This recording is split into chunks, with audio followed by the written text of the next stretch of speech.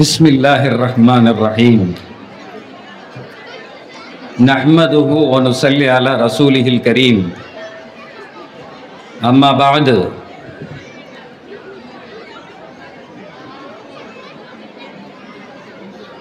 फ़क़द क़ाल अल्लाहु तबारक व तआला फ़ी कलामिहिल क़दीम व फ़ुरक़ानिहिल मजीद अऊज़ु बिल्लाहि मिनश शैतानिर रजीम बिस्मिल्लाहिर रहमानिर रहीम कूनू रब्बानियीन बिमा कुंतुम तुअल्लिमूनल किताब व बिमा कुंतुम तदरुसून सदक़ल्लाहुल अज़ीम व क़ाल नबियुना अलैहि सलातु वस्सलाम खैरुकुम मन तअल्लमल कुरआन व अल्लमा சதக்க ரசூலுல்லாஹி ஸல்லல்லாஹு அலைஹி வஸல்லம். தயவு செஞ்சு இந்த பிள்ளைகளை கொஞ்ச நேரம் பிடிச்சி வச்சுக்கிங்க. உம்மாமாருங்க அவங்க அந்த சத்தம் மட்டும் இல்லாமல் இருந்துச்சுன்னா அழகா கொஞ்ச நேரத்தில் பேசி முடிச்சிடலாம். இன்னைக்கு பட்டமளிப்பு விழா நிகழ்வு, அதனால ரொம்ப ஷார்ட்டாக முடிக்கிறதுக்கு தயவு செஞ்சு தாய்மார்கள் இந்த பிள்ளையை பிடிச்சி வச்சுக்கிங்க. ஒரே சத்தமாக கிடக்கு.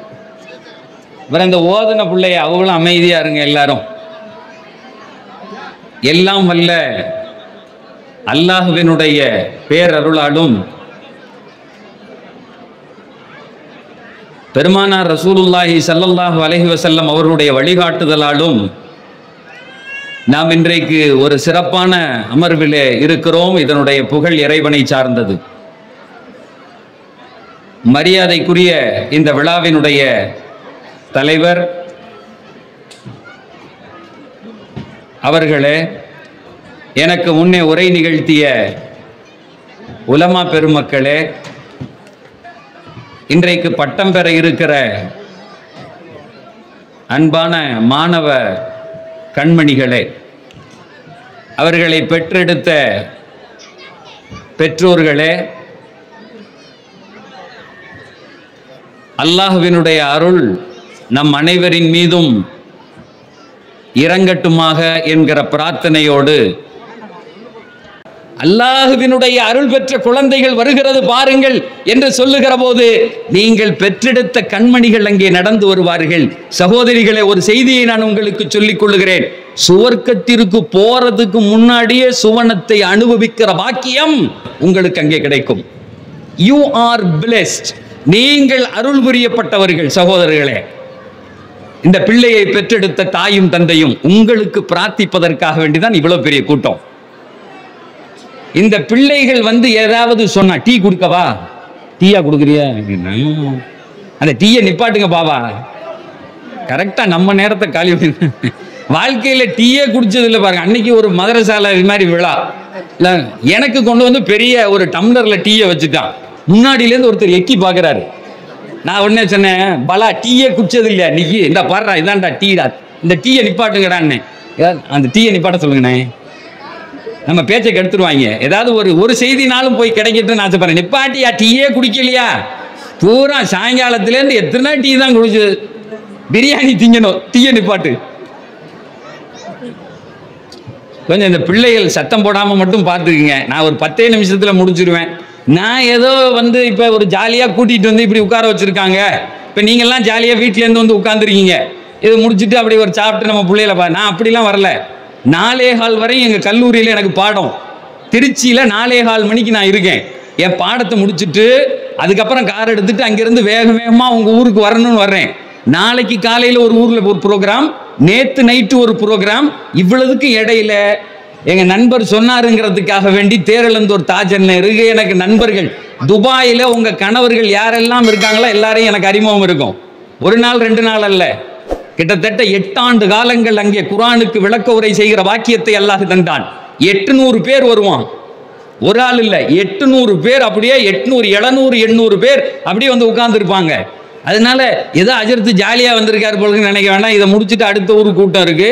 முடிச்சுட்டு நீங்கள்லாம் வீட்டுக்கு போயிருவீங்க, நான் ஊருக்கு போகணும். அதனால சும்மா அப்படி நீங்கள்லாம் நல்லா இருங்கன்னு சொல்கிறேன். உங்கள் இதய கொலையை பிடிச்சி ஆட்டுறதுக்காக வேண்டி வந்திருக்கேன். இன்றைக்கு கேட்கிற இந்த பேச்சு உங்கள் வாழ்க்கையின் தலையெழுத்தை மாற்ற வேண்டும்னு சொல்றதுக்கு வந்திருக்கேன். ஏதோ போற போக்கில் ஒரு ஜோக் அடிச்சுட்டு ஒரு கதையை சொல்லிட்டு போவார்னு வரல. டீயை நிப்பாட்டு, பிரியாணியை நிப்பாட்டு, எல்லாத்தையும் நிப்பாட்டிட்டு இப்ப நான் சொல்றத முழுசா கேட்கணும் அப்படிங்கக்கூடிய, ஏன்னா அவ்வளவு சிரமத்தில் அங்கிருந்து வந்திருக்கேன். 1.5 மணி நேரம் வண்டியை ஓட்டிக்கிட்டு, டிரைவர்லாம் இல்லை, நானே தான் ஓட்டிட்டு வரணும். 4:30 மணிக்கு திருச்சியில் கிளம்பி மகரிபுக்கு கரெக்டாக இங்கே வந்து சேர்ந்திருக்கேன். சகோதரிகளே, ஏதோ போற போக்கில் கற்கக்கூடிய கல்வி அல்ல, இது ஒரு புனிதமான நிகழ்வு. அந்த சனதுங்க, அது சனதை கொடுங்க. அது இன்னைக்கு உங்க பிள்ளைகளுக்கெல்லாம் சனது கொடுக்க போறாங்க. இந்த சனதுன்னா என்னன்னு தெரியுமா? அதை முதல்ல சொல்லிடுறேன். இன்றைக்கு உங்களுடைய பிள்ளைகள் பட்டம் பெற போகிற இந்த சனது இருக்குல்லவா, உங்க பிள்ளைகள் இதை நாளைக்கு வாங்கிட்டு வந்து உங்க வீட்டில் மாட்டி விடுவாங்க. இதை நல்ல பெயிண்டிங் பண்ணி வீட்டில் வச்சுக்குவாங்க. சனதுன்னா என்ன அப்படின்னு முதல்ல உங்களுக்கு சொல்லிடுறேன். இதுல எழுதப்பட்டிருக்கக்கூடிய செய்தி, அல்ஹம்துலில்லாஹி ரப்பில் ஆலமீன், நஸல அலா அப்திஹில் ஃபுர்கான் வஸ்ஸலாத்து வஸ்ஸலாம் அலா ஹபீபிர் ரஹ்மான் சய்யிதினா வ மௌலானா முஹம்மதின் ரசூலில் இன்சி வல் ஜின்னி அலா ஆலிஹி வ ஸஹ்பிஹி அஜ்மஈன் அம்மா பஅத் ஃபஇன்னல் உக்த ஸாலிஹா அஸ்ஸஈதா. இதுல எழுதியிருக்காங்க, அல்லாஹுவினுடைய புகழை சொன்ன பின்னால் இந்த சகோதரி இருக்கிறாளே, இவள் எங்களுடைய மதரசாவில குறிப்பிட்ட ஆண்டுகளில் அங்கே வைக்கப்பட்டிருந்த பாடத்திட்டங்களை எல்லாம் படித்தார். படித்து அந்த பாடத்திட்டத்தில் பாஸ் பண்ணியிருக்கார். அதோடு அல்ல, அந்த பாஸ் பண்ணதை அவர் தனக்கு மட்டும் அந்த கல்வியை பயன்படுத்தாமல் ஊருக்கே சொல்ல வேண்டும் என்று அவரிடத்தில் ஒரு உறுதி பரிமாணம் நாங்கள் வாங்குகிறோம் அப்படின்னு சொல்லிட்டு, கீழே இந்த மதரசால யாரெல்லாம் பாடம் சொல்லி கொடுத்தாங்களோ அந்த வாத்தியாரெல்லாம் கையெழுத்து போட்டிருக்காங்க. இதுல உள்ள உஸ்தாதிபிகள். இதை ஏன் சொல்றேன் அப்படின்னு சொன்னா, கல்லூரிகள்ல உங்க பிள்ளைகள் சர்டிபிகேட் வாங்குவாங்க. ஜமால்ல கூட தேரலந்தூர் பிள்ளைகள், ஆண் பிள்ளைகள் படிக்கிறாங்க, என்னிடத்துல மாணவர்களும் உண்டு. அவங்களுக்கெல்லாம் சர்டிபிகேட் யார் தெரியுமா தருவாங்க? உங்க பிள்ளை ஒரு BA படிக்கிறார், ஒரு MA படிக்கிறார், வேற ஏதாவது இன்ஜினியரிங் படிக்கிறார் அப்படின்னு சொன்னா, எந்த கல்லூரியினுடைய பொறுப்பாக ஒரு யூனிவர்சிட்டி இருக்கும், அந்த யூனிவர்சிட்டியில ரிஜிஸ்டரார், பதிவாளர்னு ஒருத்தர் ஒரு ரூம்ல உட்கார்ந்துருப்பார். அவர் தான் 100 கல்லூரிக்கும் கையெழுத்து போடுவார். அவர் ஒரு AC ரூம்ல உட்கார்ந்துருப்பார். உங்க பையன் ஒரு காலேஜில் படிப்பான், அவருக்கும் அந்த மாணவருக்கும் எந்த சம்பந்தமும் இருக்காது. அவர் ஒரு ஓரத்தில் உட்கார்ந்து சைன் போடும். அதுல என்ன போட்டிருக்கும்? This is to certify that we are certifying. நாங்கள் இங்கே ஒரு உறுதி அளிக்கிறோம், இந்த மாணவர் எங்களிடத்தில் BSc படித்திருக்கிறார் என்று பல்கலைக்கழகம் லட்சணையுடன் அந்த ஸ்டாம்போட இந்த சர்டிபிகேட்டை கொடுக்குதுன்னு கொடுத்துருப்பாங்க. கீழே யார் கையெழுத்து இருக்கும்? ரிஜிஸ்டராருடைய கையெழுத்து இருக்கும், வேற யார் கையெழுத்து இருக்காது. இந்த எங்க தான் சத்தம் கேட்குது?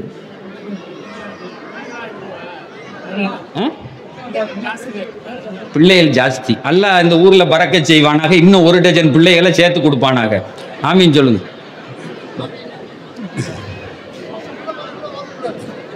சகோதரிகளே, கொஞ்சம் அமைதியா இருந்தீங்கன்னா எனக்கு நல்லா கொஞ்சம் ஏதாவது சொல்லலாம். அப்போ ரிஜிஸ்டரார் கையெழுத்து போட்டு கொடுக்கறது ஒண்ணு, ஒரு AC ரூம்ல உட்கார்ந்து எந்த பையனே தெரியாம. ஆனா இந்த மதரசாக்கள்ல இந்த கொடுக்கக்கூடிய டிகிரியில வாத்தியார் கையெழுத்து போடுவார். யார்கிட்ட பாடம் படிச்சீங்களோ அந்த வாத்தியார் கீழே கையெழுத்து போட்டிருப்பார். இப்ப எங்க மதரசால நான் படிச்சேன் அப்படின்னா என்னுடைய உஸ்தாத் அதுல கையெழுத்து போட்டிருப்பார். அவர் ஒரு செய்தியை சொல்லுவார், இந்த சனத் அப்படிங்கிறது டிகிரி கிடையாது. The sanad is not a certificate or degree. இதுக்கு பேர் டிகிரி எல்லாம் சொல்லக்கூடாது. இது சனத். சனத் அப்படின்னு சொன்னாலே செயின் அப்படின்னு அர்த்தம். செயின், ஒன்னோட ஒன்னு சேர்ந்தது செயின். என்ன செயின்? எனக்கு படிச்சு கொடுத்த உஸ்தாது சொல்லுவார், நான் இவரிடத்திலிருந்து இந்த கல்வியை படித்திருக்கிறேன், அவங்க வாத்தியார் பேரை சொல்லுவார். அவர் சொல்லுவார், இவரிடத்திலிருந்து படித்தேன், அவங்க வாத்தியார் பேரை சொல்லுவார். இப்ப எனக்கு சொல்லி கொடுத்த உஸ்தாது ஒரு பெரிய ஒரு லிஸ்ட் என்கிட்ட தருவார், நான் யார் யார் இடத்துல இருந்து படிச்சிருக்கேன், அவங்க யாரு. இப்படி அந்த செயின் போய் கடைசியாக பெருமானாரிடத்திலே நிற்கும். பெருமானார் ரசூலுல்லாஹி ஸல்லல்லாஹு அலைஹி வஸல்லம் சொல்லுவாங்க, நான் இந்த கல்வியை ஜிப்ரீல் இடத்தில் படித்தேன். ஜிப்ரீல் சொல்லுவார், இந்த கல்வியை எனக்கு அல்லாஹ் சொல்லி தந்தான். சகோதரிகளே, இங்க படிச்சிருக்க கல்வி போற போக்கில் படிக்கிற கல்வி அல்ல. உங்க மக படிச்சிருக்கக்கூடிய கல்வி இருக்கிறதே அல்லாஹ் தந்த கல்வியை படித்திருக்கிறார். It is prove. இது ஆதாரபூர்வமானது, நிரூபிக்கப்பட்டது. இதுதான் உண்மையிலே அறிவு. எனக்கு இவர் எனக்கு இவர் எனக்கு இவர் எனக்கு இவர் என்று பெருமானார் வரை சொல்லிவிட்டு பெருமானாருக்கு அல்லாஹ் சொல்லிக் கொடுத்தான். அந்த இல்மை படித்துவிட்டு உங்களுடைய மகள் உங்கள் வீட்டுக்கு வருகிறார். கொஞ்சம் யோசிச்சு பார்க்கணும். இந்த சனதுக்கும் அந்த டிகிரிக்கும் நிறைய வித்தியாசம் இருக்கு. ரெண்டாவது, என்னுடைய தகப்பனார் அல்லாஹ் அவர்களுடைய கபரை ஒளியினால் நிரப்புவானாக, அடிக்கடி சொல்லுவாங்க, உங்க ஊர்ல வந்து பல தடவை பேசியிருக்காங்க எங்க வாப்பா, சொல்லும்போது சொல்லுவாங்க, இந்த சனத் அப்படின்னு இருக்கிறதே இது எதுவரை வேலை செய்யும் அப்படின்னு சொன்னா, நீ சொல்லி கொடுத்தது மாதிரி நடந்து மற்றவங்களுக்கு சொல்லித்தர வரையும். இது சொல்லி கொடுத்தது மாதிரி நடக்கணும், மற்றவங்களுக்கும் சொல்லி கொடுக்கணும். அப்படி இல்லை அப்படின்னு சொன்னா சனது தன்னை தலைகீழாக மாற்றிக்கொள்ளும் அப்படின்னு சொல்லுவாங்க. சனது அப்படிங்கிறத தலைகீழ படிச்சா தனசுன்னு அர்த்தம். தனஸ் என்ற வார்த்தைக்கு அழுக்கு என்ற அர்த்தம். இந்த சர்டிபிகேட் சொன்னபடி நீ செயல்படாவிட்டால் நீ அழுக்காகி விடுவாய் அப்படிங்கக்கூடிய அந்த செய்தியை கொண்டதுதான் இந்த சனது. அதுல இதைத்தான் எழுதியிருக்காங்க. அந்த அரபியில முதல்ல எழுதி, நூசிஹா, நாங்கள் அவர்களுக்கு உபதேசம் செய்கிறோம், ஐயோ அல்லிமஹா, அதை படித்ததை கொண்டு அடுத்தவர்களுக்கு சொல்லிக் கொடுக்க வேண்டும் என்று நாங்கள் அல்லாஹ்வினிடத்திலே ஒரு சத்திய பிரமாணம் வாங்குகிறோம் என்று அரபியிலே எழுதப்பட்டு கீழே உஸ்தாத்மார்கள் கையெழுத்து போட்டிருக்கிறார்கள். சகோதரிகளே, இது ஒரு பரக்கத்தானது. இந்த இல்முங்கிறது ஒரு பரக்கத்தானது. உங்க பிள்ளைகள் உங்க பிள்ளைகள் உங்க பிள்ளைகள் என்று அது அல்லாஹ்வினிடத்திலே போய் சேருவதோடு பின்னாடி காலத்திலையும் வரும். எனக்கு முன்னாடி பேசின சகோதரர் அழகா சொன்னாங்க, படிச்சுட்டு நிறைய பேர் போய் சும்மா இருக்காங்கன்னு. அல்லாஹ் திருக்குரானிலே ஒரு வார்த்தையிலே சொல்லுவான், கூனு ரப்பானியீன பிமா குன்தும் துஅல்லிமூனல் கிதாப வ பிமா குன்தும் ததுருசூன். எதுக்கு படிக்கிறோம்? why we are learning? what's our objectives? நம்முடைய நோக்கம் என்ன? எதற்கு நாம் படிக்க வைத்திருக்கிறோம்? அல்லாஹ் சொல்லுவான், இந்த பின்னாடி யாராவது சத்தம் போடுறது பசங்களா, இந்த நம்மளை டிஸ்டர்ப் பண்ணிக்கிட்டே இருக்குது. ஒரு ஊருக்கு அன்னைக்கு போயிருந்தேன், பயான் பண்ணுறது, கோச்சிக்காதீங்க. ஒரு ஊருக்கு ராமநாதபுரம் பக்கத்தில் போயிருந்தேன். எனக்கு முன்னாடி ஒரு முக்கியமான பேச்சாளர் பேசுகிறார். பேசிக்கிட்டே இருந்தான். இதே மாதிரி உங்களை மாதிரி தான் பெரிய கூட்டம், லேடிஸ் கூட்டம், பேசிக்கிட்டே இருந்தான். அவரே எவ்வளோ சொன்னார், பேசாதிய பேசாதியான்னு. அடுத்து அந்த ஊர் அஜர்த்து வந்தார், பேசாதிய. இந்த இளைஞர்கள் இருக்காங்களா, வாலிபர்கள், வாலிப சங்கம் இருந்துச்சுன்னா அந்த பயல்களை கொஞ்சம் கீழே இறக்கி கொடுத்தா. அந்த அஜர்த்தும் சொல்லிக்கிட்டே இருந்தார், பேசாத பேசான்னு கேட்கவே இல்லை. என்ன பேச சொன்னாங்க? நான் எடுத்த உடனே சொன்னேன், சந்தக்கடை சந்தக்கடைன்னு சொல்லுவாங்கல்ல, அதை இன்னைக்கு உங்க ஊர்ல தான் பார்க்குறேன் அப்படின்னு சொல்லிட்டு, அஜரத் இந்த பொம்பளையிலே அழகா இப்படி பேசுறாளே, என்ன எதுக்கு கூட்டிகிட்டு வந்தேன்னு. அழகா ஆளுக்கு காமன் நேரம் விட்டா சுபு வரையும் பேசுவாங்க போல்க.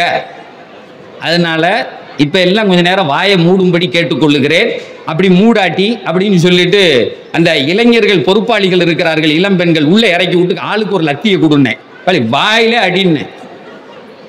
வேற என்ன செய்யறதுன்னு, சார் உண்மையா சொல்றேன், பள்ளிவாசல் நின்று நான் பேசி முடிக்கிற வரையும் ஒரு குண்டூசியை போட்டு அப்படி சத்தம் கேட்கும். அப்படியே அமைதியா இருந்தான். பேசிக்கிட்டே இருக்கும்போது இடையில இப்படி நிப்பாட்டிட்டு ஏதோ கொய்ன்னு சத்தம் கேட்டுச்சு. அஜர்த்தை திரும்பி பார்த்தேன், இல்லை அஜர்த்து அது பக்கத்து வயல்ல இருந்து தவளை கத்துது, அதை நம்ம நிப்பாட்ட முடியாதுன்ட்டார் அவரு. தவளையெல்லாம் நம்ம ஒன்றும் ஹுக்கும் செய்ய முடியாது, நம்ம ஊருக்கார பிள்ளைய வேண்டாம் கேட்டுக்கோம் அப்படின்னாரு. சகோதரிகளை, கொஞ்சம் அந்த பிள்ளைகளை அப்போ அல்லாஹ் சொல்றான், கூனு ரப்பானியின். படிப்பதனுடைய அடையாளம் என்ன தெரியுமா? நீங்கள் இறைவனுடையவர்களாக ஆகிவிட வேண்டும். கூனு ரப்பானியின், அல்லாஹுக்குண்டானவர்களாக ஆகிவிட வேண்டும். ஏன்?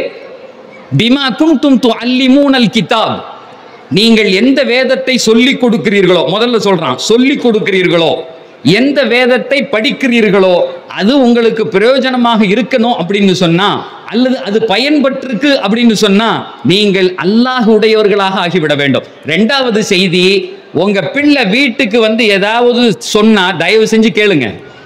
மதரசால படிச்சுட்டு வந்து ஒரு செய்தியை சொல்லுது, இந்த டிவி பார்க்காதம்மா அப்படின்னு சொன்னா பெற்றவர்களான நம்ம கேட்கணும். உடனே சொல்லக்கூடாது, பெரிய அவுலியாவாயிட்டா 2 வருஷம் பாடி நீ அப்படின்னு சொன்னா அந்த பிள்ளையினுடைய மனம் பாதிக்கப்படும். திரும்ப உங்க கூட உட்கார்ந்து அதை பார்க்கும். சொல்லக்கூடாது. ஒரு செய்தியே அல்லாஹுக்கென்று உங்கள் பிள்ளை வந்து சொன்னால் நீங்கள் என்ன செய்யணும்? அதை கேட்கணும். ஒரு நாள் கேட்கலையா, நீங்கள் கேட்க வைக்கப்படுவீர்கள். ஒரு செய்தி நடந்துச்சு, துபாயில் ஒரு நண்பர் இருந்தார், என்னுடைய தஃப்சீர் கிளாஸுக்கு வருவார். அவர் பையனையும் கூட்டிட்டு வருவார்.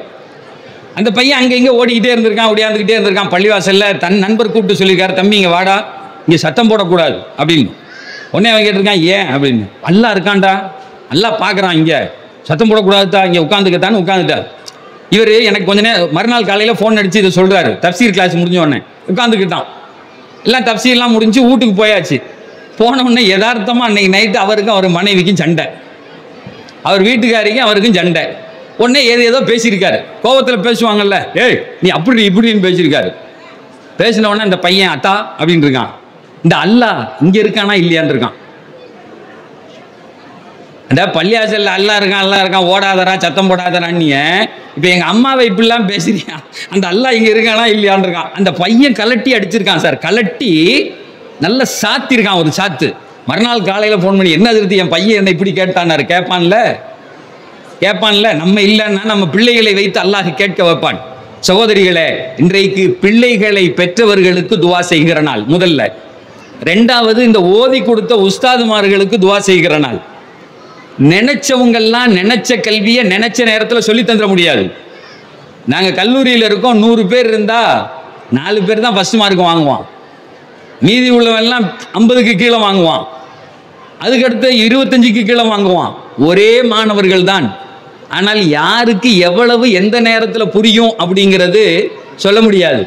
இந்த உஸ்தாதுமார்கள் உங்கள் பிள்ளைகளை பார்த்து அவர்களை குர்ஆன் மனப்பாடம் பண்ண வச்சு, ஹதீஸுகளை மனப்பாடம் பண்ண வச்சு ஒரு பெரிய வேலையை செய்திருக்கிறார்கள் என்று சொன்னால், இந்த நேரத்தில் அந்த உஸ்தாதுமார்களுக்கு நாம் துவா செய்ய வேண்டும். ஏன் அப்படின்னா, எங்க ரசூலுல்லாஹி ஸல்லல்லாஹு அலைஹி வஸல்லம் அவங்க சொல்லுவாங்க, மன் கரஅ ஹர்ஃபம் மினல் குர்ஆனி ஃபலஹு பிஹா ஹஸனா. யாராவது ஒருத்தன் குர்ஆன்ல இருந்து இப்படி திறந்து ஒரே ஒரு எழுத்தை வாசிச்சான் அப்படின்னா அவனுக்கு ஒரு நன்மை உண்டு. அல் ஹஸனத்து பி அஷ்ரி அம்சாலிஹா. ஒரு நன்மை அப்படிங்கிறது அல்லாஹ்வினிடத்திலே 10. ஏன்னா அல்லாஹ் ஒண்ணுக்கு ஒண்ணுலாம் தரமாட்டான், அவன் கஜானா பெருசு, அவன் படைச்சவன், 1க்கு 10 தான் கொடுப்பான். சொல்லிட்டு நபி சொன்னாங்க, லா அகூலு அலிஃப் லாம் மீம் ஹர்ஃப் வாஹித்.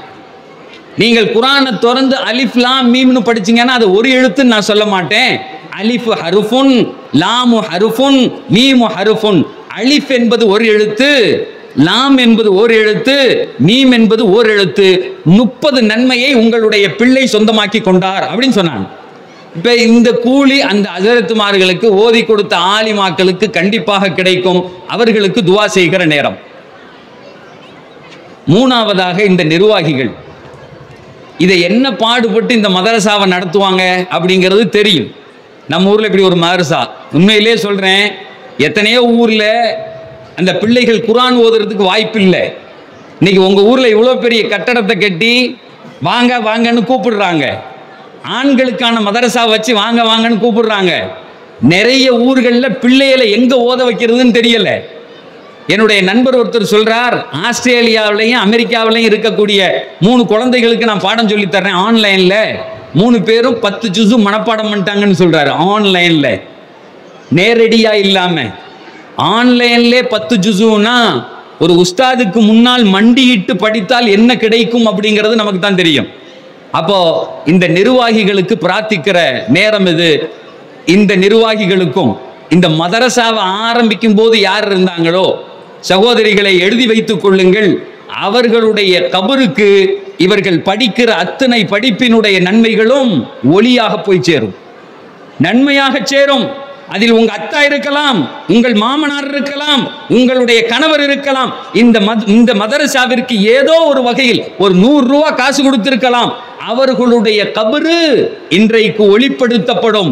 நல்லா விளங்கிங்க. It is not my word, it is the word of the prophet. இது என் வார்த்தை அல்ல, எங்க நபி எங்களுக்கு சொல்லிக் கொடுத்த வார்த்தை. இந்த நன்மைகள் கபறுகளுக்கு வந்து சேரும், அவர்களுடைய கபறுகள் ஒளிப்படுத்தப்படும். ஆக இந்த நேரத்தில் நிர்வாகிகளுக்கு பிரார்த்திக்கிற நேரம், அவர்களுக்கும் பிரார்த்தித்துக் கொள்ளுகிறோம். கடைசியா எங்க பிள்ளைகளுக்கு என்ன சொல்லி கொடுத்து நாங்க வீட்டுக்கு அனுப்பியிருக்கோம் அப்படிங்கக்கூடிய செய்தியை மட்டும் சொல்லிக்கிறேன். தாய்மார்களுக்கு 2025 ரொம்ப தேவையானது, தயவு செஞ்சு வேற எல்லா கவனத்தையும் விட்டுட்டு இது மட்டும் கேளுங்க. அல்லாஹ் ஒரு பெண்ணிடத்தில் என்ன எதிர்பார்க்கிறான் அதை மதரசால சொல்லி கொடுத்துருப்பாங்க. இன்னைக்கு எந்த ஊருக்கு போனாலும் ஹஜ்ரத், எங்க ஊர்ல பிள்ளைகள் இந்த சொல்லும் போது சொன்னார்ல, பைக்கு வாங்கி கொடுக்காதீங்க, சட்டம் சொல்லுது அப்படின்னு. போன வாரம் நடந்த ஒரு இன்சிடென்ட். ஒரு நண்பர் என்ன திருச்சியில் பார்க்க வந்தார். வந்தவர் சொன்னார், முந்தா நாள் தஞ்சாவூரில் இருக்கக்கூடிய ஹாஸ்பிட்டலுக்கு போயிருந்தேன் எடுத்து, அங்கே ஒரு சம்பவம் நடந்துச்சு, எனக்கு ரொம்ப மனசு வருத்தமாக இருந்துச்சு அப்படின்னாரு. சொல்லுங்க அப்படின்னு. அங்கே ஒரு அத்தா நின்று அழுதுகிட்டு இருந்தார். அடே, 3 லட்சம் ரூபா பைக்கு வாங்கி கொடுக்காட்டி செத்து போயிடுவேன்னு சொன்னியாடா, 3 லட்சம் ரூபா பைக்கு வாங்கி கொடுத்துட்டேன் செத்து போயிட்டியாடாங்கிறா. எப்படி 3 லட்சம் ரூபாய்க்கு பைக்கு வாங்கித்தான்னு கேட்ட, அது தராட்டி செத்து போயிடுவேன்னு சொன்னேன், வாங்கி கொடுத்துட்டு செத்து போயிட்டேன். இப்போ இந்த பைக்கு உடஞ்சி கிடக்கு, நான் என்ன செய்யறதுன்னு அழுகுறான். ஒரு தகப்பனாருடைய மனோநிலையை படம் பிடித்து காட்டுகிற ஒரு வார்த்தை அது. இன்னைக்கு உங்க வீட்டில் உள்ள ஆம்பளை பிள்ளையோ பொம்பளை பிள்ளையோ வெளியே போயிட்டு உள்ள வர்ற வரையும் அந்த பிள்ளையை பத்தி நீங்க எந்த நம்பிக்கையும் கொள்ள முடியாது. ஒரு காலம் இருந்தது, வயசுக்கு வந்த பிள்ளை போனா கொஞ்சம் பயமா இருக்குன்னு. இன்னைக்கு பசங்களை அனுப்பிட்டு எல்லாரும் பயப்படுறான். இவன் வண்டி ஓட்டுற அந்த ஸ்டைலை பார்த்து பக்கத்தில் இருக்கவன்லாம் எதிரால வரான், தெரிச்சு போறான். அந்த அளவுக்கு மோசமா இருக்கு. அன்னைக்கு ஒரு பையன் சொன்னான், அந்த 120 வரையும் ஓட்டி பார்த்தேன் சார், எங்க அத்தா வாங்கி கொடுத்துருக்கிறது காசு கரெக்டு தானா அப்படிங்கிறதுக்கு இந்த பைபாஸ்ல, எந்த பைபாஸ்ல, குத்தாலம் பைபாஸ், என்ன அழகா இருக்கு, நான் 120 வரையும் போய் அந்த முள்ளு போகுதான்னு பார்த்தேன் சார். நான் சொன்னேன், அந்த முள்ளு போகுதோ இல்லையோ, ஓ முதுகு முள்ளு போயிரும்டான்னு. ஓ முதுகு முள்ளு போயிரும் சொல்லிட்டு சொன்னேன், நல்லா விளங்கிக்கிங்க, இந்த கை அல்லாஹ் தந்தது. ஒரு தடவை உடஞ்சு போச்சுன்னா திரும்ப வாழ்க்கையில எவனும் சரி பண்ண முடியாது. நீங்க எதையும் கேரி பண்ண முடியாது, எதையும் தூக்க முடியாது. ஒரு தடவை இந்த கால் உடஞ்சிருச்சு, பழைய மாதிரி நடக்க முடியாது, ஓட முடியாது, எதுவும் செய்ய முடியாது. இது அல்லாஹ் தந்த அமானிதம். உங்க பிள்ளைகளுக்கு இது சொல்லணும். அல்லாஹ் தந்த அமானிதம், இந்த உடம்பை கொண்டு போய் அவனிடத்துல ஒப்படைக்க வேண்டும் நாம். அதனால நான் பேசி முடிக்கும் போது ஒரு துவாவை சொல்லுவேன், ஒரு வார்த்தை சொல்லுவேன். அந்த வார்த்தைகளை மட்டும் நீங்கள் சொன்னால் உங்கள் பிள்ளைகள் வேகமா வண்டி ஓட்ட மாட்டாங்கல்ல, அப்படி ஒரு வார்த்தையை எங்க ரசூலுல்லாஹ் சொல்லி கொடுத்தாங்க. அந்த வார்த்தையை மட்டும் சொன்னால் வெளியே போன உங்கள் மகள் அப்படியே திரும்பி வருவாள்ல. காலேஜுக்கு போயிருக்கா, என்ன ஆகுமோ ஏதாவுமோ, வயிற்றில் நெருப்பு கட்டியிருக்கான், வயசுக்கு வந்த பிள்ளை இன்னைக்கு ஊர்ல ஒன்று சொல்றான், என் பிள்ளை போனது மாதிரி திரும்பி வரணும்னா எங்க ரசூலுல்லாஹ் ஒரு வார்த்தையை சொல்லி கொடுக்காங்க. இதை சொன்ன அப்படின்னு சொன்னா உன் பிள்ளை போன முகத்தோடு திரும்பி வரும்னு சொன்னாங்க. அதை நான் பயான் முடிக்கும் போது சொல்லுவேன். நீங்க அமைதியா இருந்தா மட்டும்தான் சொல்லுவேன், நான் சொல்ல மாட்டேன், ஊருக்கு போயிடுவேன். திருச்சியில வந்து கேட்டுக்கலாம். ஏன்னு கேட்டா, இது ஒரு ஊர்ல சொல்றேன், இப்படி சொல்றேன், உங்க பையன் நல்லா பாதுகாப்பான், உங்க பிள்ளைய நல்லா பாதுகாப்பான், அப்படி ஒரு துவா இருக்கு சொல்லட்டுமா அப்படின்னு கேட்கிறேன். என் பக்கத்துல ஒரு அஜர்த்து உட்கார்ந்துருந்தாரு. சொல்லாதி அஜர்த்து அப்படின்னாரு, அந்த ஊர் அஜர்த்து. நான் இப்படி அவரை பார்த்தேன், ஏன் சொல்லாதிங்கிறாரு. 1000 துவா எழுதி கொடுத்துருக்கேன், ஒரு புள்ள ஓதுனது இல்லை, சும்மா ஏதாவது கேட்டேன், நீங்க சொல்லாதி அஜர்த்துட்டாரு. நானும் அஸ்ஸலாமு அலைக்கும் கிளம்பி போயிட்டேன். ஒரு 3 நாள் கழிச்சு ஃபோன் அடிச்சாரு. ஃபோன் அடிச்சு, அஜர்த்து இந்த துவா ஒன்று அன்னைக்கு சொன்னீங்கல்ல, அதை கொஞ்சம் சொல்லுங்களேன்னாரு. நான் சொன்னேன், சொல்ல மாட்டேன் அப்படின்னேன். என்ன அஜர்த்து இப்படி சொல்றிய அப்படின்னாரு. ஆமா, நீங்க தானே சொல்ல வேணாம், நான் சொல்ல மாட்டேன்னு ஃபோனை வச்சுட்டேன். அடுத்து ஒரு 10 நாள் கழிச்சு அடிச்சாரு. அஜர்த்து இந்த வீட்டில் பொம்பளை எல்லாம் வந்து நம்ம வீட்டு கதவை தட்டிட்டு அது கேட்டுக்கிட்டே இருக்கா, கொஞ்சம் அந்த துவாவை சொல்லுங்களேன்னாரு. அதெல்லாம் சொல்ல மாட்டாங்கன்னு ஃபோனை வச்சுட்டேன். 15வது நாள் ஃபோன் அடிச்சாரு. நடந்ததை சொல்றேன். 15வது நாள் அடிச்சு சொன்னாரு, அந்த துவாவை தயவு செஞ்சு சொன்னீங்கன்னா இங்கே கேட்டுக்குவேன், இல்லைன்னா இப்ப திருச்சி கிளம்பி வந்துருவேன்னாரு. நான் கேட்டேன், ஏங்க இவ்வளவு கொடூரம்னு. அதை விட கொடூரம் நடக்குது இங்க, ஒரே சண்டை. அந்த ஆள் என்னமோ சொல்ல வந்தான், அதை சொல்ல விடாம தடுத்து கெடுத்து எங்க பிள்ளையெல்லாம் குட்டிச்சோராக்க பாக்குறேன்னு வாசல்ல சண்டை நடக்குது அஜர்த்து.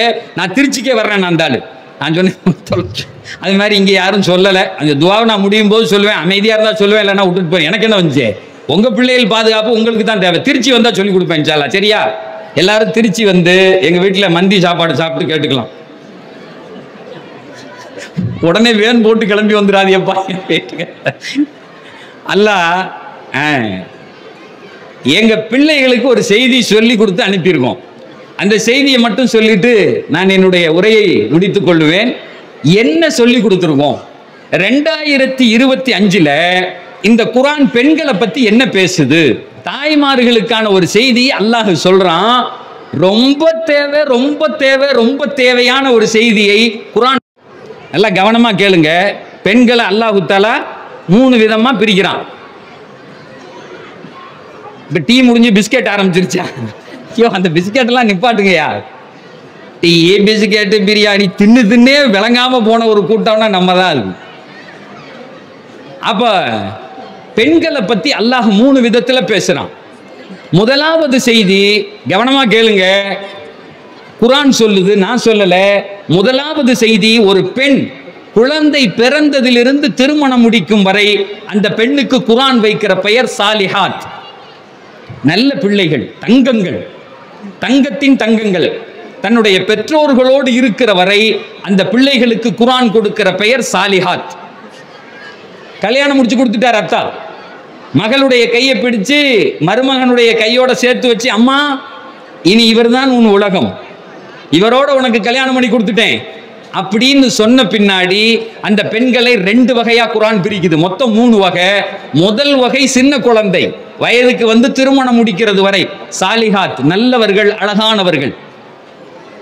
2வது வகை கல்யாணம் முடிச்ச பின்னாடி நீ யாரு அப்படின்னு சொல்லுது குர்ஆன். கவனமா கேளுங்க. கல்யாணம் முடிச்ச பின்னாடி நீ யாருன்னு சொல்லுது குர்ஆன். 1வது கணவனோடு இருக்கும் போது ஒரு பெண் யார், கணவன் வீட்டில் இல்லாத போது ஒரு பெண் யார், அவ்வளவுதான். மொத்த சரக்கை முடிச்சிருச்சு குர்ஆன். 2வது கல்யாணம் முடிச்சு கணவன் வீட்டில் இருக்கும் போது நீ எப்படி இருக்க வேண்டும் என்ற ஒரு செய்தியை சொல்லுகிறது. சாலிஹாத், கானித்தாத், இதை நீங்க எல்லாம் கேள்விப்பட்டிருப்பீங்களா இல்லைன்னு எனக்கு தெரியாது. ஆனால் இன்னொன்றையும் சேர்த்து சொல்லிக் கொள்ளுகிறேன். சுபுகு வரையும் விளக்கம் சொல்லணும் இதுக்கு. இந்த வார்த்தைக்கு மட்டும் இப்ப என்ன பேச விட்டா, நான் அப்பே சொன்னேன் ஒரு சேர் போடுங்க, நல்லா வசதியா இருக்கும் உட்கார்ந்து பேசுறதுக்குன்னு. தனியா ஒரு நாள் ஒரு கூட்டத்தை போடுங்க, மூக்கன் கார்னர், சும்மாலாம் இல்ல, உன் வாழ்க்கையை பிச்சு பிரியாணி ஆக்கி நீ எப்படி வாழணும்னு குர்ஆன் சொல்லுது இன்னைக்குன்னு. அந்த வார்த்தையை மட்டும் கேட்டால் உங்கள் வாழ்க்கையின் ஜெயம் பெறுமே. அப்படிப்பட்ட வார்த்தையை குர்ஆன் சொல்லுது. 2வது அஸ்ஸாலிஹாத், கானிதாத் அப்படின்னு அல்லாஹ் சொல்றான். கானிதாத்னா யாருன்னு தெரியுமா? என்னைக்கு உன்னுடைய கணவனிடத்துல உங்கள் அத்தாவும் ஊரும் சேர்ந்து உனக்கு திருமணம் முடித்து கொடுக்கிறார்களோ அன்னையிலிருந்து அந்த கணவன் தான் உன் வாழ்க்கை, அந்த கணவன் தான் உன் வாழ்க்கை. அதை தவிர இன்னொன்று யோசிக்கவே கூடாது என்று குர்ஆன் சொல்லுகிறது. அவனுக்கு எல்லா வகையிலும் கட்டுப்பட வேண்டும். அந்த கணவனுடைய பொருத்தம் தான் உன் நரகம், உன் சொர்க்கம் அப்படின்னு நபி சொன்னாங்க. ஜன்னதுகி வ நாருகி, if you want to enter in the paradise you have to satisfy your husband. குர்ஆன் சொல்லுகிறது, உன் கணவனினுடைய பொருத்தத்தை பெற்றுக்கொண்டால் நீ சுவனத்திற்குள்ளே போவாய். மன் சல்லா ஸலாத்தஹ வ ஸாமத் ஷஹரஹ வ அதாஅத் பஅலஹா ஃபகத் தகலத் ஃபீ ஐ பாபின் மின் அப்வாபில் ஜன்னதி ஷாஅத். ஒரு ஹதீஸ்ல வருது, ஒரு பெண் 5 வேளை தொழுது நோன்பு வச்சு கணவனுடைய பெருத்தத்தை பெற்றுக்கொண்டால் விரும்பிய வாசலில் சொர்க்கத்திற்குள்ளே நுழையலாம். ஏன்னா ஜக்காத்து கிடையாது, ஹஜ்ஜி கிடையாது. ஒரு பெண்ணுக்கு கணவன் இருந்து கூட்டிட்டு போனா ஹஜ்ஜிக்கு போகலாம், அப்படி இல்லைன்னா இல்லை. ஜக்காத்து கொடுக்க வேண்டியது இல்லை, அது சம்பாதிச்சு இது பண்ணாதான் உண்டு. 2 வேளை தான். மன் சல்லத் ஹம்சஹா, 5 வக்து தொழணும். சாமத்து ஷஹரஹா, நோன்பு வைக்கணும். அத்தா அத்து பாலஹா, கணவனுக்கு எல்லா வகையிலும் அவனோடு இயைந்து போவது மட்டும்தான் ஒரு பெண்ணுக்கான சொர்க்கமாக இருக்க முடியும். கணவன் வெறுத்தால் நீ தஹஜ்ஜத்தே தொழுதாலும் நரகத்திற்கு தான் போவாய். எழுதி வச்சுங்க. நீ என்ன செஞ்சாலும் சரி, உன் கணவன் உன்னை பொருந்திக் கொள்ளாமல் மரணித்து விட்டால் அந்த பெண் நரகவாதி என்று தன் வாழ்க்கையில் ஒரு தடவை கூட பொய் சொல்லாத எம்பெருமானார் சொன்னார்கள். கல்யாணம் முடிச்சதிலிருந்து அத்தா வீடு உங்க வீடு அல்ல, உங்கள் கணவன் வீடு தான் உங்களுக்கானது. உங்கள் கணவனின் பொருத்தம் தான் உங்கள் பொருத்தம், இறைவனின் பொருத்தம். ஏன் இதை சொல்றேன் அப்படின்னு சொன்னா, நாயகம் ஸல்லல்லாஹு அலைஹி வஸல்லம் மேராஜுக்கு போனாங்க. போயிட்டு வந்து சொன்னாங்க, இன்னி உரி துன்னார், நான் நரகத்தை பார்த்தேன், எனக்கு காட்டப்பட்டது. இன்னி உரி துன்னார் ஃபஅக்ஸர அஹ்லிஹா அன்னிஸா. பெருமானார் சொல்லுகிறார்கள், அதில் அதிகமாக பெண்களை பார்த்தேன். யக்ஃபுர்ன், அவர்கள் மாறு செய்யக்கூடியவர்களாக இருந்தார்கள். உடனே சஹாபாக்கள் கேட்டாங்க, யக்ஃபுர்ன பில்லாஹ், அல்லாஹ்வுக்கு மாறு செஞ்சாங்களா, இணை வச்சாங்களா யா ரசூலல்லாஹ், அதனாலயா? பெருமானார் சொன்னாங்க, லா யக்ஃபுர்னல் அஷீர வல் இஹ்சான், யக்ஃபுர்னல் அஷீர வல் இஹ்சான், யக்ஃபுர்னல் அஷீர வல் இஹ்சான். பெருமானார் சொல்லுகிறார்கள், கணவனுக்கு மாறுபட்டு நடந்தால் அதனால் அவளை நான் நரகவாதியாக கண்டேன். சார், ஒரு அறிவாளி என்ன செய்வாப்ப? ஒரு பெண் அறிவான பெண்ணாக இருந்தால் என்ன செல்வார்? எங்க நபி சொல்லுவாங்க, அல் கையிசு மன் தான நஃப்ஸஹு வ அமில லிமா பஅதல் மௌத். Do you want to know about the intelligent? அறிவாளினா யாரு? அறிவாளி யாரு? இங்க கிடந்து இப்படி சண்டை உடிச்சுக்கிட்டு அவங்க கூட இவங்க கூட இதெல்லாம் செய்யறதல்ல. தனக்கான சொர்க்கத்தை கபூரிலே நிர்ணயிப்பவள் தான் அறிவாளி. தனக்கான சுருக்கத்தை அல்லாஹ்வினிடத்தில் நிர்ணயிப்பவள் தான் அறிவாளி. அவள் யாராக இருக்க முடியும்? தன் கணவனுக்கு முழுமையாக கட்டுப்படுவது. முழுமையாக எந்த அளவுக்கு? ஒரு ஹதீஸ்ல வருது, இதா நதரத் இலைஹா சர்ரத்து, இதா நதரத் இலைஹா சர்ரத்து வ இதா அமரஹா அதாஅத்து வ இன் அக்ஸம அலைஹா அபர்ரத்து வ இன் காப அன்ஹா ஹஃபிதத்துஹு மின் மாலிஹி வ நஃப்ஸிஹா. கணவன் பார்த்தால் சந்தோஷப்படுத்தணும். கணவன் வீட்டுக்குள்ள வந்து இப்படி பார்த்த உடனே மனைவியை பார்த்தவுடன் அவர் மனசுக்கு ராகத்தை அடையணும். முதல் கண்டிஷனாக பெருமானம். துபாயில வேலை செஞ்சிட்டு இருக்கும்போது ஒரு நாள் ஜாமான் வாங்குறதுக்காக வேண்டி போனேன். 8:30 மணிக்கு போனா ஒரு சூப்பர் மார்க்கெட்ல என் கூட வேலை செய்யறவன் நின்னான். நான் கேட்டேன், வீட்டுக்கு போகலையா? நான்லாம் 6 மணிக்கு வீட்டுக்கு போயிட்டு தொழுதுட்டு எல்லாம் முடிஞ்சிட்டு ஜாமான் வாங்குறதுக்கு 8-9 மணிக்கு வெளியே போனான். அந்த ஆள் அவர் என் கூட வேலை செய்யறவர் சொன்னாரு, இல்லைங்க நான் எப்போதும் 10 மணிக்கு தான் வீட்டுக்கு போவேன்னாரு. ஏங்க 6 மணிக்கு தான் டியூட்டிக்கு முடிஞ்சதா?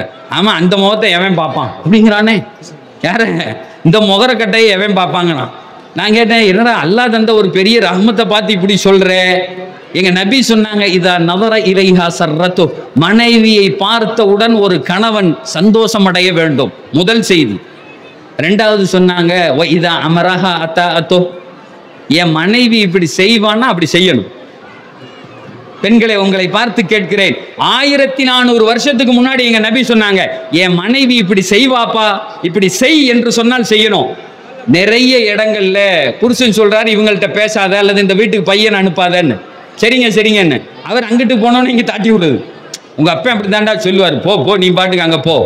இவங்கள்ட்ட பேசாத, பேசக்கூடாது, பேசக்கூடாது. கூடாதுன்னா கூடாது. ஏன்னு கேட்டா அதுதான் உன் சுவனத்தை நிர்ணயிக்கிறது, உன் நரகத்தையும் நிர்ணயிக்கிறது. நான் அதிகப்படுத்தி சொல்லவில்லை. திருமணத்திற்கு பின்னால் உங்கள் தாய் தந்தையர் பேச்சுகளை கூட நீங்க கேட்கக்கூடாது, கேட்கக்கூடாது. மார்க்கம் சொல்லுது, உங்க கணவன் தான் உனக்கு எல்லாம். அப்படி மட்டும் இருந்து பாருங்களேன், நீங்கள் எப்படி இருப்பீர்கள்? இந்த உலகம் உங்களுக்கு சொர்க்கமாக இருக்கும். மூணாவது ஒரு செய்தியை குர்ஆன் சொல்லுது. 2 செய்தி சொல்லிட்டேன். ஒன்னாவது, பிறந்ததிலிருந்து கல்யாணம் முடிக்கிற வரை சாலிகாத், நல்ல பிள்ளைகள், அருமையானவர்கள், எங்களுடைய தங்கத்தின் தங்கங்கள். 2வது, கல்யாணம் முடிச்சு கணவன் உடன் இருக்கிற போது அவன் பேச்சை கேட்பது மட்டும்தான் உங்களுக்கு சொர்க்கம். பேச்சை கேட்காட்டி அது உங்களுக்கான வாழ்க்கையின் நரகம். 3வது செய்தியை சொல்லுது, கணவன் கூட இல்லாவிட்டால். இப்ப நம்ம ஊர்ல எல்லாம் பாதி பேர் துபாயில, சவுதியில, அங்க இங்க, ஏன்னா ஊர்க்காரர்களை, உங்க ஊருடைய ஜமாத்துகளை எனக்கு நல்லா தெரியும். நிறைய பேர் நண்பர்கள் உங்க ஊர்ல இருந்து பார்த்துருக்கேன். எங்க தாஜன்ல இருந்து ஆரம்பிச்சு இங்க யாசின் பாயின் ஒருத்தர், நிறைய பேர் எனக்கான நண்பர்கள் இருந்தாங்க. கணவன் கூட இல்லாட்டி நீ எப்படி இருக்கணும்? சகோதரிகளே, சத்தியம் செய்து சொல்லுகிறேன், இது உங்கள் வாழ்க்கையை திருப்பும். இது அல்லாஹ்வினுடைய வார்த்தை. நான் ஏதோ போற போக்கில் எல்லாம் சொல்லல. இங்க வந்து பேசினா உங்களுடைய மனதில் ஏதாவது ஒரு மாற்றத்தை இறைவன் கொண்டு வர வேண்டும். அது கொண்டு வர்றதுக்கு சொல்றது அல்லாஹ்வினுடைய வசனத்தை சொல்லுகிறேன். இஷ்டத்துக்கெல்லாம் இப்படிலாம் நான் உதார் விட்டுட்டு போகல. வானத்துக்கு மேல பூமி கீழே அதெல்லாம் பேசல. உன் வாழ்க்கை உருப்படணும்னா குர்ஆன் என்ன சொல்லுதோ அந்த செய்தியை பேசுகிறேன். செஞ்சு மட்டும் பாருங்க, உங்கள் வாழ்க்கை தலைகீழாக மாறும். 3வது செய்தியாக குர்ஆன் சொல்லுகிறது, கணவன் உடன் இல்லாவிட்டால் நீ எப்படி நடக்கணும்? ஹாஃபிதாத்துன் லில் கைபி பிமா ஹஃபிதல்லாஹ். இன்னைக்கு 2025ல ஒவ்வொரு அம்மாவும் அத்தாவும் தாம் பிள்ளைக்கு சொல்ல வேண்டிய செய்தி, ஒவ்வொரு கணவனும் தான் மனைவிக்கு சொல்ல வேண்டிய செய்தி, ஒவ்வொரு முஸ்லிமும் இன்னொரு முஸ்லிமான பெண்ணுக்கு சொல்ல வேண்டிய செய்தி. அல்லாஹ் அதுல சொல்றான், ஹாஃபிதாத்துன் லில் கைபி பிமா ஹஃபிதல்லாஹ். உன் கணவன் உடன் இல்லை, துபாயில் இருக்கார் அல்லது வெளிநாட்டில் இருக்கார் அல்லது இப்ப இல்ல கடைக்கு போயிருக்கார். அப்ப நீ என்ன செய்யணும் அப்படின்னு சொன்னா, குர்ஆன் சொல்லுகிறது, அந்த வீட்டினுடைய ரகசிய காப்பு பெட்டகம் நீ என்று சொல்லுகிறது. நீங்க இருக்கீங்கல்ல வீடு, அந்த வீட்டினுடைய சீக்ரசியை மெயின்டைன் பண்ணக்கூடியவர்கள் நீங்கள் அப்படின்னு சொல்லுது. அதுக்கு என்ன அர்த்தம்? அதுக்கு என்ன அர்த்தம்? இங்க ஹஸ்பண்ட் வேலை செஞ்சு வேலைக்கு போயிட்டார், பிள்ளையெல்லாம் ஸ்கூலுக்கு போயிருச்சு.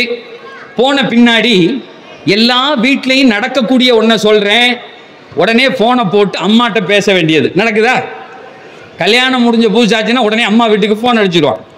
அந்த அம்மா என்ன செய்யும்? 2 நாளைக்கு பேசும், 3 நாளைக்கு பேசும். 4வது நாள் சொல்லும், இங்கே வேலை கிடைக்கடி போனை வைடின்றோம். உடனே கட் பண்ணிட்டு அக்காவுக்கு போட வேண்டியது போனை. ஏன்னா வேலை இல்லைல்ல, புருஷன் போயாச்சு, இனி மதியானம் லூவருக்கு தான் சாப்பாடு முடிக்கணுமா? இல்லை, சில இடத்துல தண்ணி வச்சா முடிச்சுக்குங்கன்னு அர்த்தம். குடிச்சதோட முடி அப்படிங்கிறான். அவன் நீ உடனே அக்காவுக்கு போனை போட வேண்டியது. என்ன செய்யற, என்ன சாப்பாடு? சார் நான் நடக்கிறத பேசுறேன், ஆனா குர்ஆன் என்ன சொல்லுதுன்னு பேசுறேன். அக்காவுக்கு போனை போட்டு என்ன செய்யறதுன்னு. அக்கா இல்லையா, சின்ன மாமாவுக்கு போனை விட பெரிய மாமாவுக்கு போனை போட்டு ஒரு 11 மணி வரையும் அல்லான்னு பூரா கதையும் பேசுறது. இப்ப அக்காவுக்கு போனை போட்டோன்னா அந்த அம்மா கேட்கும், நடக்கிறத சொல்றேன், என்ன நாஸ்டான்னு கேட்கும். வேற எதுவும் பேச முடியாதுல்ல, டெய்லி என்னத்தை பேசுறது, என்ன காலையில சாப்பாடு. உடனே இந்த பாத்திமா சொல்லுது, எங்க வீட்டில் ரொம்ப சிம்பிளான டிஃபனு. என்ன டிஃபன்மா உங்க வீட்டில்? இட்லி சுட்டேன், சட்னி வச்சேன், சாம்பார் வச்சேன், என் வீட்டுக்காருக்கு பிடிக்கும்னு கொஞ்சோண்டு வடை சுட்டு கொடுத்தேன். காலையில் அவ்வளவுதான், சிம்பிளா சாப்பிட்டு போயிட்டாரு. உடனே அந்த அக்கா கேட்கும், திரும்ப சொல்லு, என்ன சாப்பாடு திரும்ப சொல்லு. இட்லி, சட்னி, சாம்பார், வடை. சட்னி அரைச்ச போய் கையாலையாடி சாம்பார், அந்த பருப்பை எடுத்து கையால போட்டியா? அட கொடுமை, அதுவும் வடை. உன் புருஷன் நல்லா தின்னா வடை. ஏண்டி உன்னை உன் புருஷன் வீட்டுக்கு கட்டி கொடுத்தமா இல்ல சரவண பவனுக்கு கட்டி கொடுத்தமான்னு கேட்கிறாள. கேட்குறா, சரவண பவனுக்கு கட்டி கொடுத்தமா உன் புருஷன் வீட்டுக்கு கட்டி கொடுத்தமான்னு. நல்லா இருக்கு இந்த புள்ள, நாளைக்கு என்ன செய்யணும்னா, ஏங்க சட்னி வேணுமா அப்படின்னு கேட்பா, சாம்பார் மட்டும் போதாதா அப்படின்னு கேட்பா. ஏன்னு கேட்டா முதல் நாள் செய்தி வந்துருச்சு இல்ல, அடுத்தவங்க வீட்டில் உள்ள செய்தியில ஊடுருவி பார்க்கிறது. சகோதரிகளே, ஒன்றை சொல்லிக் கொள்ளுகிறேன், நீ குர்ஆனை படித்தவளாக இருந்தால், அல்லாஹ்வுக்கு பயந்தவராக இருந்தால் உடனே சொல்லணும், என் அக்கா இதுவரையும் நீ பேசுன நான் கேட்டேன், இப்ப நீ சொன்னல சரவண பவனுக்கு கட்டி கொடுத்தியான்னு, இன்னைக்கு சொல்றேன், என் குடும்பத்தை கெடுக்க வந்த கோடாரி கம்பெனி அப்படின்னு சொல்லணும். ஏன் கணவன் எனக்கு பிடிக்குது, நான் எதையும் செஞ்சு கொடுக்கிறேன், இனி நீ என்ன சாப்பாடுன்னு கேட்டா நான் சொல்ல மாட்டேன். இது என் வீட்டின் ரகசியம். சார் பெண்களே, அல்லாஹ்வுக்கு அஞ்சிக் கொள்ளுங்கள். நான் சொல்லல இந்த வார்த்தையை, உங்களையும் என்னையும் படைத்து அல்லாஹ் சொல்லுகிறான். இன்ஷா அல்லாஹ் ஒரு நாள் நம்மளை எல்லாம் அல்லாஹ் சுவனத்தில் ஒன்று கூட்டுவான். அன்றைக்கு கேட்பேன், இந்த வார்த்தையை வேதம் சொன்னதே நீ அமல் செஞ்சியா, உன் குடும்பத்தை சுகப்படுத்தினாயா என்று அன்றைக்கு உங்களை வச்சு இன்ஷா அல்லாஹ் நான் கேட்பேன். இதன்படி வாழ்ந்தால் நீங்கள் இந்த உலகத்திலும் சுகமாக வாழ்வீர்கள், மறுமையிலும் சுகமா வாழ்வீங்க. அப்ப கேட்கணும், ஏன் குடும்பத்துல நடக்கிறதுல தலையிடுறதுக்கு உனக்கு எந்த ரைட்ஸும் இல்லை, அது என் ரகசியம். அல்லாஹ் சொல்றான். நிறைய குடும்பங்கள்ல சண்டை வந்துச்சுன்னா புருஷனும் பொண்டாட்டியும் தனியா கூப்பிட்டு பேசுங்கப்பான்னு சேர்ந்து போயிடுவாங்க. ஆனா இந்த அம்மா வந்து சொல்லும், அந்த பையன் உன்னை பார்த்து அப்படி கேட்டான்ல, அவன் கூட வாழக்கூடாது. யார் வாழ போறது? வாழ போறது அந்த புள்ள. இந்த அம்மா சொல்லும், நீ வாழக்கூடாது. எப்படி வாழலாம்? இப்ப பல பிரச்சனை என்னன்னா, குடும்பத்தார்களுக்கு தான் பஞ்சாயத்தா இருக்கு, புருஷனும் பொண்டாட்டியும் நல்லா இருக்காங்க. இப்ப கெடுக்கிறது யாருன்னா, பெத்தது அல்லது கூட பிறந்தது வந்து சேர்ந்துருக்கு பாருங்க, உருப்படாம. செய்யக்கூடாது. யாராவது அப்படி பேசினால் நீங்கள் பேசவே கூடாது சகோதரிகளே. இன்னொன்றையும் சேர்த்து சொல்லுகிறேன், கல்யாணம் முடிச்ச உடனே மொபைலை கையில வாங்கிருங்க, வீட்டுல சொல்லிருங்க, இனி உனக்கு போன் தொடர்பு கிடையாது, நீ அந்த வீட்டுக்குள்ள அங்கேயே போயிரு அப்படின்னு சொல்லிருங்க. ஒரு பொண்ணு போன் பண்ணி அத்தாவை கூப்பிடுது, எத்தா என்ன இது மாதிரி என் புருஷனும் என் மாமனாரெல்லாம் கேட்குறாங்க, நீ வந்து என்ன கூப்பிட்டு போயிருந்து பெட்டியெல்லாம் கட்டி வச்சுட்டு ரெடியாக நிற்கிது. அத்தா கார் எடுத்துட்டு அங்கேருந்து வந்தார். ஒரே சந்தோஷம் அந்த அம்மாவுக்கு. வந்த உடனே உள்ளே பார்த்தாரு, இந்த அம்மா பெட்டியோட நிற்கிது. உள்ளே நுழைஞ்சு போனார் மாமனார். மாப்பிள்ளையும் உள்ளே உட்காந்துருக்காங்க. போய் இஸ்லாம் அலைக்கும் என்னங்க செய்தி அப்படின்னு கேட்டார். அவங்க ஒரு மாதிரி இழுத்துட்டு உட்காந்துருக்காங்க, சண்டை ஓட வந்திருக்கான்டாலு பொண்ணை கூட்டிகிட்டு போகிறதுக்கு அப்படின்னு. என்ன தெரியல உன் பிள்ளை எப்படி இருக்கு அப்படின்னா. உடனே அவர் சொன்னார், ஏங்க இது உங்கள் குடும்ப உள் விவகாரம், அந்த பிள்ளையை நான் கெட்டி கொடுத்துட்டேன், இவர் தான் புருஷன், நீங்க தான் மாமனார், உங்க சண்டையில நான் தலையிடுறதுக்கு உரிமை கிடையாது, உங்க குடும்பத்தில் அடிச்சுக்குங்க சேர்ந்துக்குங்க சொல்லிட்டு போறதுக்காக வேண்டிய வந்து அஸ்ஸலாமு அலைக்கும் போய் கார் எடுத்துட்டு போயிட்டாரு. இந்த தகப்பன் தான் இன்னைக்கு தேவை, இந்த மாதிரி வாப்பா தேவை. அந்த சும்மா இருக்க குடும்பத்தில் போய் பேசக்கூடாது. ரெண்டாவது, எவன் சொல்லி கொடுத்தான்னு தெரியல, மாமனாரை பார்க்க வேண்டும்னு ரசூலுல்லாஹ் சொன்னாங்களா? அன்னைக்கு ஒருத்தன் சொல்றான், மாமியாரை பார்க்க வேண்டும் ரசூலுல்லாஹ் சொன்னா. குடும்பம்னா வேற என்ன சார்? குடும்பம்னா வேற என்ன? உன் கணவன் சொர்க்கத்துக்கு போறதுக்கு காரணமே அவர் தாயின் காலடியில் தான் சொர்க்கம். அந்த கணவன் சொர்க்கத்துக்கு போனாதான் நீ போக முடியும். அந்த கணவனுக்கு எதெல்லாம் சொர்க்கத்திற்கு வழியாக இருக்கிறதோ நீனும் இயைந்து போக வேண்டும். அப்பதானே அவர் கூட சொர்க்கத்தில் இருக்க முடியும். சொர்க்கத்தை பற்றி இறைவன் சொல்லுவான், உதுகுலுல் ஜன்னத். இந்த பிள்ளை இன்னைக்கு ஓதி இருக்குல்ல, நாளைக்கு வருங்கள் இந்த பிள்ளைகள். அல்லாஹ் சொல்லுவான், உதுகுலுல் ஜன்னத் அன்தும் வ அஸ்வாஜுக்கும் துஹ்பரூன். சொர்க்கத்துக்கு தனியா போக கூடாதுன்றான், நரகத்துக்கு தான் தனியா போகணும். மலக்கு அடிப்பாரு பின்னாடில இருந்து, ஓடுறா அப்படின்னு. சொர்க்கத்துக்கு தனியா போக மாட்டான், நிப்பாட்டி வச்சிருவார் மலக்கு. ரஃபீக் பாய் நில்லுங்க அப்படின்றாரு. உங்க வீட்டுக்காரம்மாவை கூப்பிடியா அப்படின்னு. வீட்டுக்காரம்மா வந்துடும். பேரம்பேத்திய கூப்பிடியா, பிள்ளைகளை கூப்பிடியா அப்படின்னு உடனே பார்த்தா ஒரு 10-25 பேர் நிற்பாங்க. பேரம்பேத்தி, மனைவி, மக்கள் எல்லாம். சொர்க்கத்துக்கு போறதுக்கு முன்னாடி அவன் சந்தோஷமாயிருவான். சொர்க்கத்துல போய் அனுபவிக்கிற சந்தோஷத்தை விட குடும்பத்தை ஒன்னா பார்க்கிறதே சனம். நான் சொல்லவில்லை, அல்லாஹ் சொல்லுகிறான், உதுகுலுல் ஜன்னத அன்தும் அஸ்வாஜுக்கும் துஹ்பரூன். நீங்கள் சுவனத்திற்குள்ளே நுழையணுமா, உங்கள் மனைவி வேண்டும், கணவன் வேண்டும், பிள்ளைகள் வேண்டும், பேரன் பேத்திகள் வேண்டும், அப்படியே சேர்ந்து உள்ள போங்கன்னு அல்லாஹ் சொல்லுவான். இதைத்தான் இன்னைக்கு எங்க பிள்ளைகளுக்கு சொல்லி தந்திருக்கிறார்கள். இந்த பிள்ளைகள் இன்ஷா அல்லாஹ் அப்படித்தான் நடப்பாங்க. அவங்கள தயவு செஞ்சு அம்மாங்கிற பேர்ல, அக்காங்கிற பேர்ல, பெரியம்மா புள்ளங்கிற பேர்ல கெடுத்துறாதீங்க. உங்களால முடிஞ்சா உங்க வாழ்க்கையை வாழுங்க. ஏன்னா இன்னைக்கு காலம் கெட்டு கிடக்கிறது. பக்கத்தில் இருக்கக்கூடிய மயிலாடுதுறைக்கு அந்த மதரசாவினுடைய பட்டமளிப்பு விழாவுக்கு வந்திருந்தேன். அப்ப அங்க உள்ள அஜர்த்து சொன்னாங்க, தலாக்கு கேட்டு வர்றது குறைஞ்சு போச்சு, இன்றைக்கு குலாக்கள் கேட்கப்படுகிறது. பெண் சொல்றா, நான் வாழ மாட்டேன்டா. மறுநாள், முதல் நாள் கல்யாணம் முடியுது, மறுநாள் என்ன வாழ்ந்துட்டீங்க அப்படி, என்ன வாழ்ந்துட்டீங்க அப்படி? 50 வருஷம் வாழ்ந்து தம்பதிகள் அழகா இருக்காங்களே. பெண்களை இன்னொரு ரகசியத்தையும் உங்களுக்கு சொல்றேன். போற வீட்டுல ஒரு 6 மாசம் நீங்கள் பொறுமையாக இருந்தால் 7வது மாசம் மாமனார் நீங்க சொல்றதை கேட்பாரு, மாமியார் நீங்க சொல்றதை கேட்பாங்க. அங்க சொல்லுவாங்க, என் மருமகளை மாதிரி வருமா, அவ சொன்னா கரெக்டா இருக்கும்மா. ஆனா போன அன்னைக்கே முறுக்குனா நீ கூட்டிகிட்டு வந்துருங்க வேண்டியது அவனை. அதான் ஒரு இடத்துல ஒருத்தன் எழுதி போட்டிருந்தான், எங்களுக்கு லக்கேஜுகள் தேவையில்லைன்னு பெண்கள் சொல்றாங்க. லக்கேஜ்னா என்னன்னா மாமனார் மாமியாரம். அது எதுக்கு இழுத்துக்கிட்டே வர்றா நீ அப்படின்னு. அப்பன்னா நீ போய் அனாதை இல்லத்துல மாப்பிள்ளைய பார்த்துக்க, அங்கதான் எவனும் வரமாட்டான். அனாதை பையில கெட்டிக்க. உனக்கு சொத்து வேணும், அது வேணும், இது வேணும், நல்லா படிச்சிருக்குன்னு எல்லாம் வேணும்னா இந்த கூட இருக்க பெத்தவங்க வேணான்னா அப்புறம் எதுக்கு? அப்புறம் மார்க்கம் சொல்லுகிறது, மாமனாருக்கும் மாமியாருக்கும் அந்த வீட்டுக்கும் கட்டுப்பட்டு நடக்க வேண்டும். வீட்டின் பொறுப்பு உங்களை சார்ந்தது. ஒரு ரகசியமும் வெளியே போகக்கூடாது. உங்களை ஏன் தெரியுமா நான் நரகத்தில் கண்டேன்? பெருமானார் சொல்லுகிறார்கள், யக்ஃபுர்னல் அஷீர், யக்ஃபுர்னல் அஷீர் லவ் அஹ்சன்த இலா இஹ்தாஹுன்ன தஹர். என்ன 1400 வருஷத்துக்கு முன்னாடி மதீனத்து பள்ளியிலிருந்து எங்க நபி பேசின வார்த்தை, லவ் அஹ்சன்த இலா இஹ்தாஹுன்ன தஹர். 100 வருஷம் ஒரு பெண்ணுக்கு நீ காலம் முழுக்க உழைத்திருந்தாலும் கூட, லவ் ராத் மின்க ஷையன், உன்னிடத்தில் எதிரான ஒரு விஷயத்தை பார்த்து விட்டால், காலத் அந்த அம்மா சொல்லும், மா ராத் மின்க கைரன் கத், எனக்கு நீ என்ன நலவை செஞ்ச, உன் கூட வாழ்ந்து நான் என்னத்தை கண்டேன்னு சொல்லுவான். ஒரு ஆம்பளை அதை பார்த்து சிரிக்கணும். எங்க நபி எவ்வளவு கரெக்டா சொல்லியிருக்காங்க பாருங்க. ஒரு பெண் அப்படி சொல்லக்கூடாதுன்னு நான் இப்படி சொன்னோன்னா நம்ம புருஷன்ட்ட இப்படி கேட்கணும் போலுக்கு, உன்னை கெட்டி என்னடா கண்டேன் அப்படிலாம் கேட்கக்கூடாது. ரசூல்லாவே சொல்லியிருக்காங்க, கேட்க சொல்லி இல்லை. அது வழிபடாத பெண் கேட்கக்கூடிய கேள்வி. சகோதரிகளே, எங்க பிள்ளைகளுக்கு இன்னைக்கு இதெல்லாம் சொல்லி கொடுத்துருக்கோம். இந்த பிள்ளைகள் உங்க வீட்டில் அப்படி இருப்பாங்க. இப்ப எந்த ஊருக்கு போனாலும் பெண்ணிடத்தில் பெண் பார்க்க போகும்போது கேட்குறாங்க, பொண்ணு ஓதி இருக்கா அப்படின்னு கேட்குறான், குர்ஆன் ஓத தெரியுமா அப்படின்னு கேட்குறான், தொழுவுமா கேட்குறான். நான் ஒரு இடத்துல கேட்டேன், ஏன் ஆம்பளைக்கும் அதே மாதிரி கேள அப்படின்னேன். மாப்பிள்ளை ஓதி இருக்காரா, மாப்பிள்ளை தொழுவாரான்னு கேளன்னு. அதுக்கு ஒருத்தன் உடனே பதில் சொன்னா, அப்பனா ஒரு பேருக்கும் கல்யாணமே நடக்காதுன்னு. நிறைய பேருக்கு முத்துநகவராவே ஊர்ல தெரிஞ்சுக்கிட்டு இருப்பானே அப்படின்னு சொல்றான் அந்த ஆளு. ஆனா எங்க பிள்ளைகள் ஒவ்வொரு ஊரிலும் மதரசாக்கள் உண்டு. மரும ஓதி இருக்கான்னு கேட்டா ஆமா, குர்ஆன் ஓத தெரியுமா ஆமா, சொல்லி கொடுக்குமா ஆமா, தொழுகுமா ஆமா. இதை விட வேற என்ன வேண்டி கிடக்கு? எங்க பிள்ளைகளுக்கு நான் மேலே சொன்ன 3 விஷயத்தை சொல்லி கொடுத்து அனுப்பியிருக்கோம். தயவு செஞ்சு மாமியார்களும் அம்மாக்களும் அதை பாதுகாத்துக் கொள்ளுங்கள். உங்களை நாளைக்கு அவங்க சொர்க்கத்துக்கு கூட்டு போவாங்க. உங்களை நாளைக்கு அவங்க சொர்க்கத்துக்கு கூட்டு போவாங்க.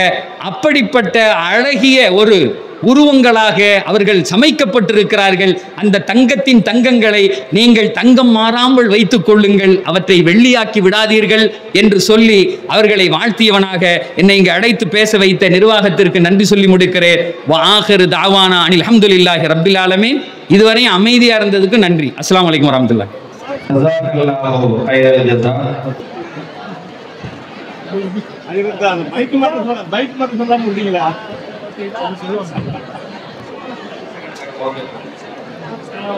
திருச்சி வந்துடுமா?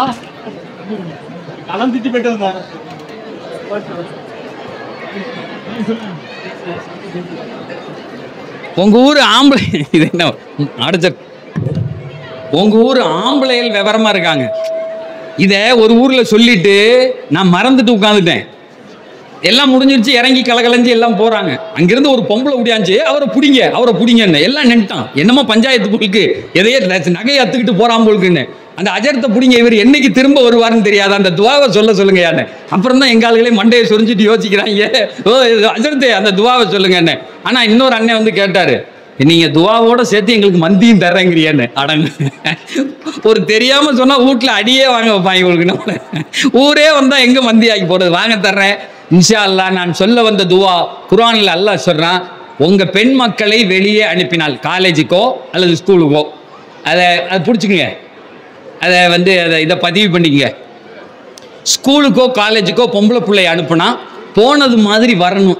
லவ், காதல், மண்ணாங்கட்டி இது மாதிரி எதுலையாவது போய் விழுந்து எங்களுக்கு மனசடவை ஏற்படுத்தக்கூடாது, ஊர்ல தலை குனிவை எங்க பிள்ளையை ஏற்படுத்தக்கூடாதுன்னா உங்க பிள்ளையினுடைய தலையில கையை வச்சு, அல்லது உங்க பையனை பைக்கில் அனுப்பி விடும்போது இவன் வேகமா போகக்கூடாது, மெதுவா போயிட்டு வரணும்னா அவன் தலையில கையை வச்சு இந்த துவாவை ஓதணும்.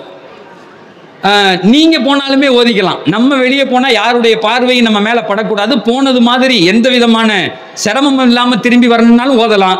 உங்க கணவன்மார்களுக்கும் ஓதலாம். ஆனா தலையில கை வைக்க கூடாது. அந்த ஆள் முதுகுல கையை வச்சிருவான், திருந்தாலும் வந்து வீட்டுல சண்டையில தூட்டு போயிட்டான்னு என்ன சொல்லக்கூடாது. அந்த துவா என்ன அப்படின்னா, ஓ ஃபவ்விது அம்ரி இலல்லாஹ், அவ்வளவுதான் துவா. ஓ உஃபவ்விது அம்ரி இலல்லாஹ், பையன் வெளியே போகும்போது தலையில கையை வச்சு இவனுடைய பொறுப்பை அல்லாஹ் நான் உன்னிடத்தில் ஒப்படைக்கிறேன் அப்படின்னு சொன்னா குர்ஆன் சொல்லுது, உடனே என்ன தெரியுமா நடக்கும், ஃபவ்விது அம்ரி இலல்லாஹ் அப்படின்னு சொன்னேன். இன்னல்லாஹ பஸீரும் பில் இபாத், அல்லாஹ் சொல்றான் அந்த பிள்ளையினுடைய பொறுப்பை நான் எடுத்துக்கொள்கிறேன், நான் எடுத்துக்கிறேன். ஃபவகாஹுல்லாஹு ஷர்ர தாலிக், அந்த பிள்ளைக்கு கேடு எதுன்னு நடக்கும்னு இருந்தா அதை நான் தடுக்கிறேன். வெளியே போன உங்க பெம்பளை பிள்ளைய யாராவது ஒருத்தன் பார்த்து இந்த பிள்ளை இப்படி இருக்கே அப்படி இருக்கேன்னு கமெண்ட் அடிக்கிறது மாதிரி இருந்துச்சுன்னா உங்க பிள்ளை அவன் கண்ணுக்கு கிளவி மாதிரி தெரிவா. தெரிஞ்சா தெரிஞ்சுட்டு போகுது. என் பிள்ளை என் மருமகனுக்கு அழகா தெரிஞ்சா போதும், ஊர்ல உள்ள வேலைக்கெல்லாம் தெரிய வேண்டிய தேவையில்லை. அல்லாஹ் சொல்றான் கிளவி மாதிரி காட்டுவேன், ஒரு பைய பார்க்க மாட்டான். உங்கள் மகள் போனதை விட சிறந்த முகத்தோடு திரும்பி வருவாளே தவிர முகம் கருத்து வரமாட்டாள். உங்கள் முகத்தை ஊருக்கு முன்னால் குனிய வைக்க மாட்டாள். இந்த ஒரு வார்த்தை தான், உஃபவ்விது அம்ரி இலல்லாஹ். இன்னொன்றையும் சொல்லிக்கிறேன், லட்சக்கணக்கானவர்கள் இதை ஓதுகிறார்கள், லட்சக்கணக்கானவர்கள் இதனால் பிரயோஜனத்தை அடைந்திருக்கிறார்கள். அல்லாஹ் பரக்கத் செய்வானாக.